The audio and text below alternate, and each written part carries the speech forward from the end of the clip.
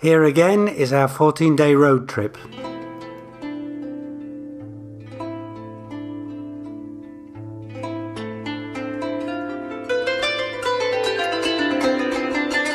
In this episode, Saïd will drive us to Fez, which is 200 kilometers from Rabat. On the way, we'll stop in Meknes and explore the archaeological site of Volubilis. We'll spend the night in Fez and visit the city the next day.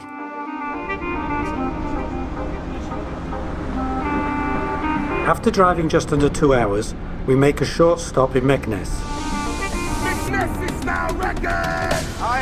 It's not the most touristy city in Morocco, but it's one of the 4 imperial cities along with Fez, Marrakesh and Rabat.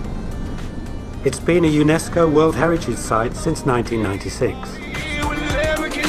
The city was founded in the 11th century by the Almoravids, who occupied all of the present-day Morocco and even the southern half of Spain.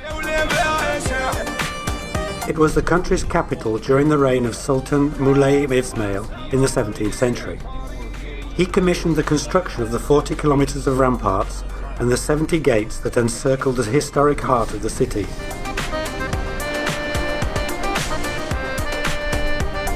The large water reservoir for the Medina dates from this period. Also from this area are the remains of what were granaries used for storing food and water, and stables that could house up to 600 horses.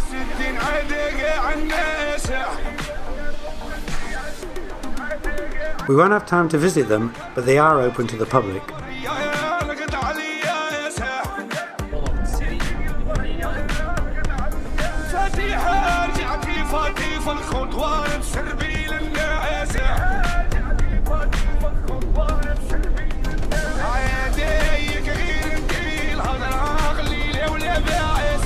Saïd takes us to admire the most beautiful gate in the city, Bab el Mansour. It was the main entrance to the imperial palace of Moulay Ismail, but the gate wasn't finished until 5 years after his death. Legend has it that the architect was a Christian who converted to Islam, hence the name Gate of Mansour, the Renegade. The marble columns come from the ruins of the Roman city of Volubilis, which will be our next stop.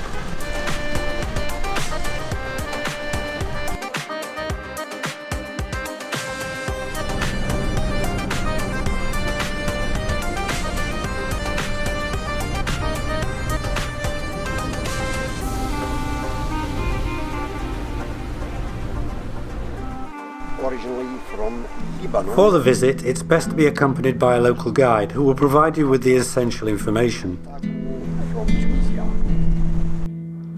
Excavations began at the start of the 20th century, and 40 hectares of remains have now been unearthed. But according to experts, this represents only half of what once existed. Volubilis has been a UNESCO World Heritage Site since 1995.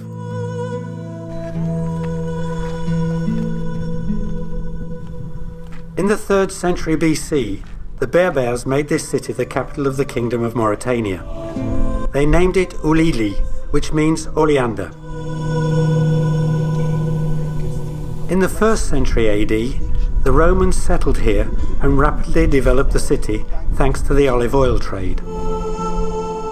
They lived richly and happily in their beautiful villas with every comfort: running water, sewage systems, shops, forum, temples, baths, fountains, public toilets and so on. An aqueduct was built between 60 and 80 AD, largely buried underground. In 285, the imperial authorities deemed the region indefensible and hence departed. But the city continued to be inhabited for centuries, first by a Christian community and then by Muslims. Volubilis was also home to the Idrisid dynasty in the 8th century, considered the founders of Morocco. However, the site was abandoned again in the 11th century. Its stones were even used in the construction of Meknes. It was extremely hot at 2 p.m. on September the 6th, and we didn't have the energy to spend any more time there. It's a real shame because it's a magnificent site especially for the quantity and exceptional quality of the mosaics.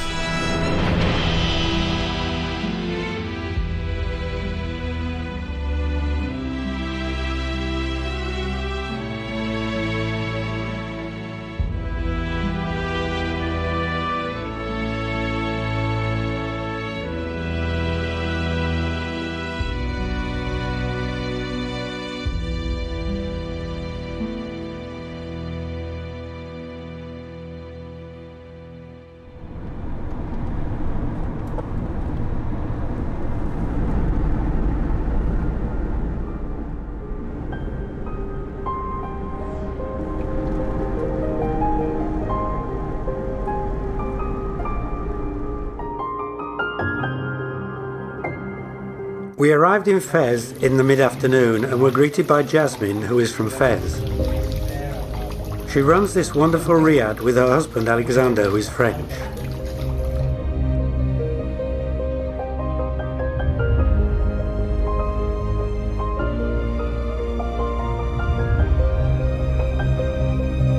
We were in the heart of the Fez Medina in the El Makfia district.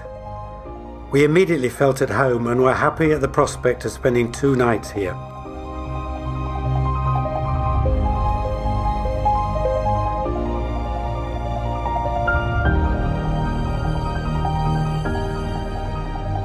Tomorrow we'll explore the city.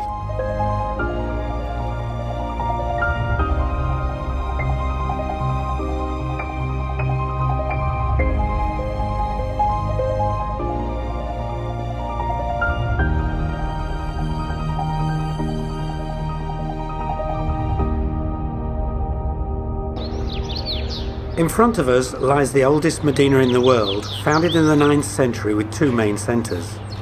Adouat al-Karawin for migrants from Kairouan and Adouat al-Andalus for Andalusian refugees. It's a labyrinth of 9,400 alleyways that shelters 156,000 inhabitants.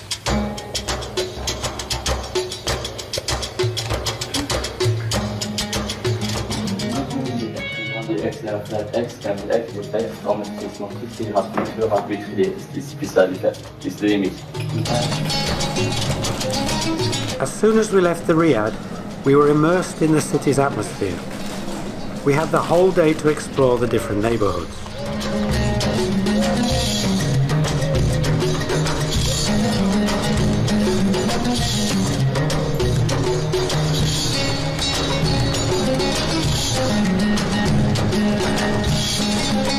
We first took the car to the historic park called Fez El Jedid. It's also known as Fez the New, although it dates back to the 13th century. Why? Because it was founded in 1276 by the Marinid Sultan Abu Yusuf Yaqub as the new administrative and military capital, separate from the old Medina, Fez El Bali. It was surrounded by ramparts that still stand today.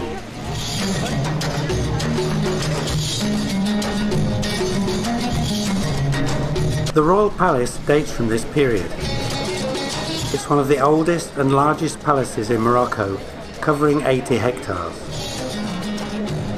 The palace itself is not open to the public, but visitors come to see its facade created in the 1970s under the orders of Hassan II. It's composed of 7 doors made of brass and carved wood, representing the 7 days of the week and the 7 levels of the monarchy.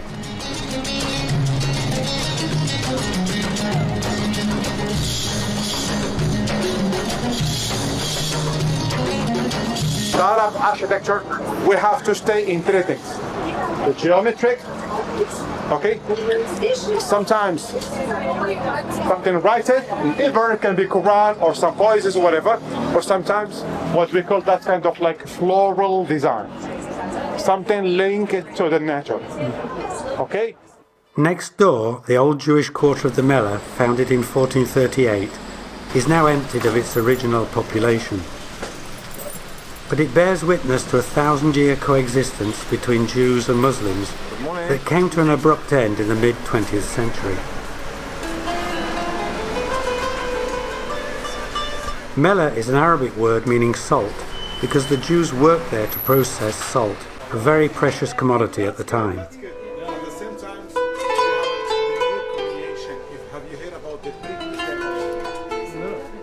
All the time they work again. But today actually they still have almost the state have. À cause du changement climatique, elles sont ici à plus ou moins, ça fait 15 ans maintenant. The Muslims 20 years back in the days. Okay, big. Yes, Saïd. From this terrace, there's an unobstructed view of the old Medina, 270 hectares free of cars, making it the large car-free urban area in the world. It's also one of the most densely populated places, with 55,000 inhabitants per square kilometre.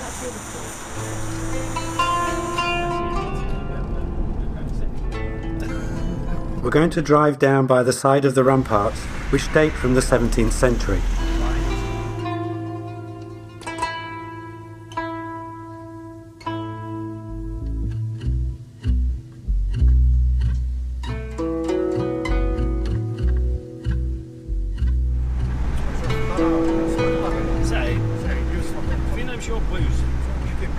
When visiting Fez, a visit to a ceramics workshop is a must. There are around 50 of them, not counting the numerous smaller artisans and workshops.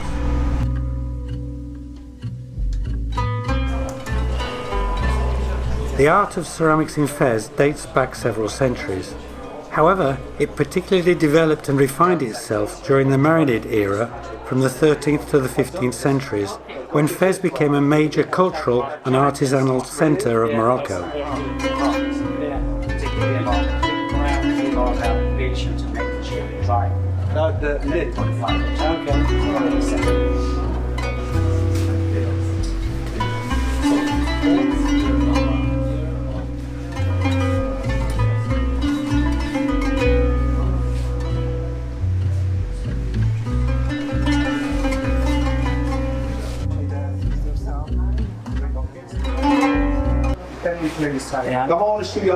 And this color, what he does. Our guide explains that this paint is cobalt oxide, which turns blue when fired in a kiln. This is the colour that made Fez ceramics famous. Copper oxide turns green and iron oxide red when heated to very high temperatures. Green, that is iron oxide, turns red. The techniques and characteristic motifs of Fez ceramics were inspired by Andalusian, Persian and Islamic influences. These skills have been passed down from generation to generation, and Fez ceramics are a symbol of Moroccan craftsmanship. And some others are custom. They are putting upside down, people doesn't touch it. You know what is the design? It's the one you see on the big couscous dish. That in the small spices tagines. They are for spices. In 10 hours we reach 1200 degrees Celsius. Yep. Afterwards, we turn off the burners and you have to stay 16 hours more to cool down. First of all, they draw the patterns, the shape of the... The artisans use sharp tools to cut the tiles into precise geometric shapes. Squares, stars, diamonds, etc. They follow patterns prepared in advance by master craftsmen. Look how they fit. Oh, Yeah. perfect. Very perfect, yeah. So, very precise. These patterns are based on mathematical principles such as symmetry, translation and rotation to create complex and harmonious designs. Very old technique, what you call algebra. Mathematics. Algebra.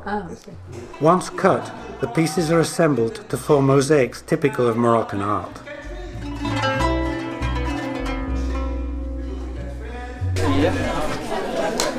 We're back in Fez El Bali. It's one of the most amazing places in the world. The narrow streets of the Medina transport you into a labyrinth of colours, smells and sounds.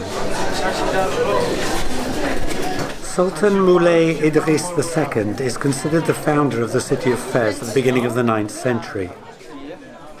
He notably developed the left bank of the Fez River, the Karaouin Quarter, welcoming families from Andalusia and Kairouan to populate the city. Fez thus became the first centre of Moroccan culture and a major political, religious and cultural hub. The Medina has been a UNESCO World Heritage Site since 1981. With more than 300 neighbourhoods and 9,400 alleyways, it's one of the largest medieval urban areas still inhabited in the world today.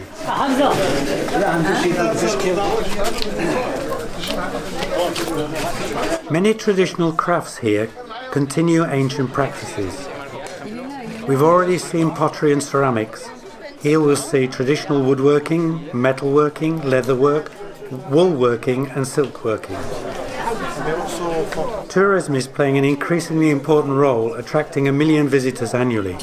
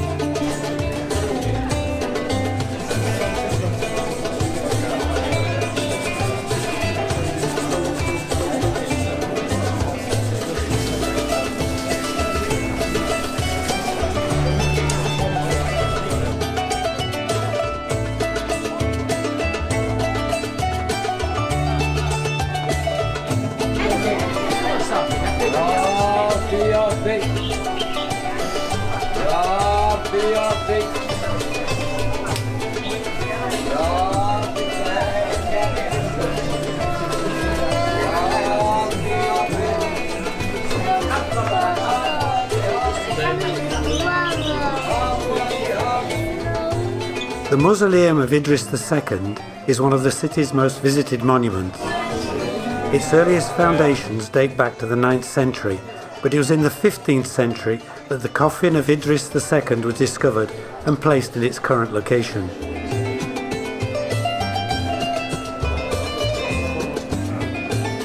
The site venerating the Idrisid Emir became an important place of pilgrimage.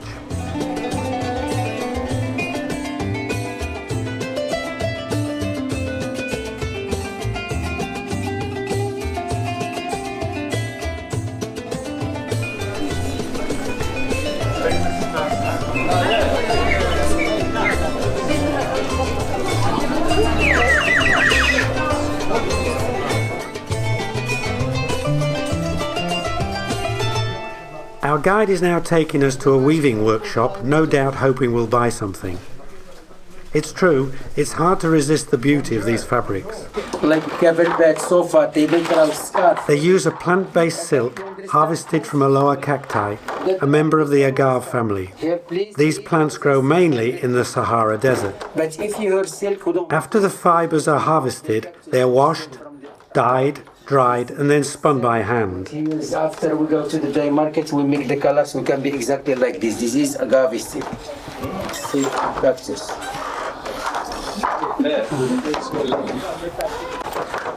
Scarf, we have silk and In Morocco, shopkeepers expect you to bargain over the price, which is always well above the item's actual value.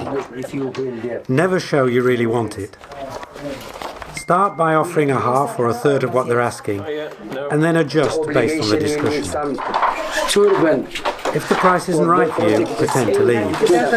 Often the seller will call you back. Don't feel guilty. If the merchant accepts your price, it's because they're happy with their profit margin. We can take it off. And rest, we can cover the face like this.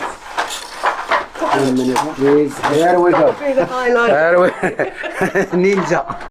The picture of a trip to 2023. Here we are in the Atarin Madrasa, built in the 14th century by Sultan Abu Saïd.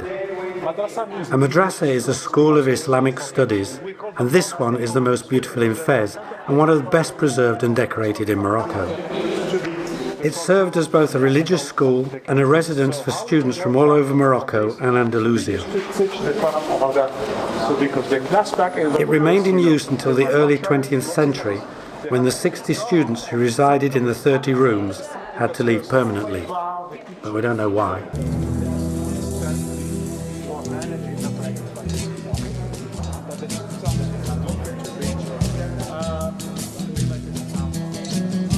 As a large part of the classes took place in the Al-Karawin Mosque, most of the city's madrasas were located in its vicinity.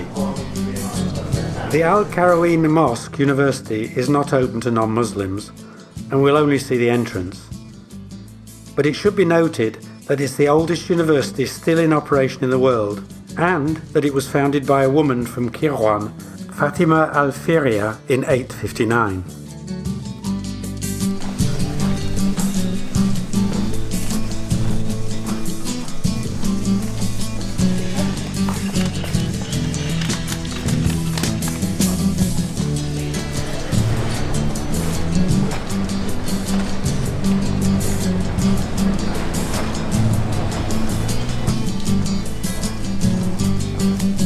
Another must-see is a visit to a tannery. Tanners, like those at the Chouara tannery where we are, use traditional tanning processes that date back more than a millennium. From the first floor, we have a breathtaking view of the various pools. But in addition to the view, there's also the smell.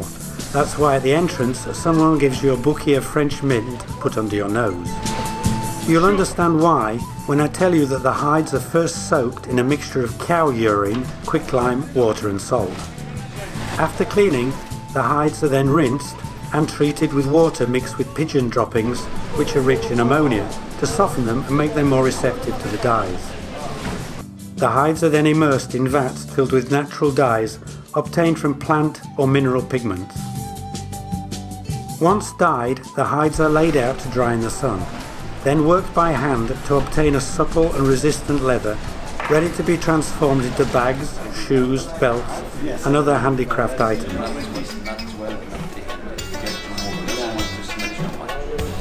We end our walk at Place Safarine, known for its coppersmiths.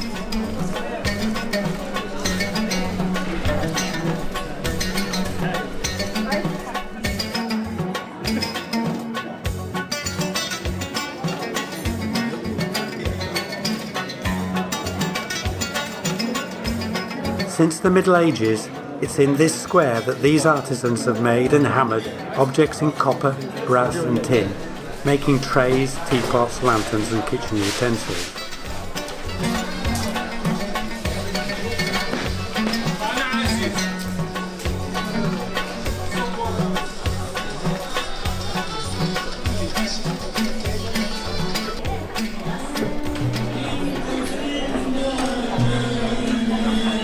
Couscous and traditional music were on the menu for our last evening fez.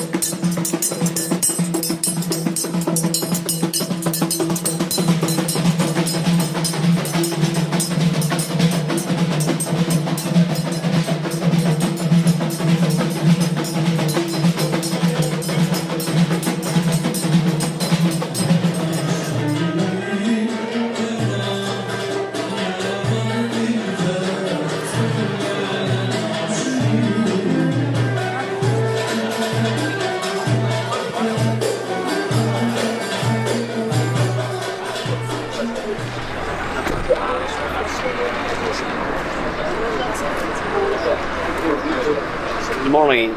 Morning, Saïd. Morning. Morning, Louis. Oh, good morning. Morning, David. Morning. This morning we're leaving for Midelt, crossing the Middle Atlas Mountains. Tomorrow morning we'll continue south to Merzouga. But that's a story for another episode.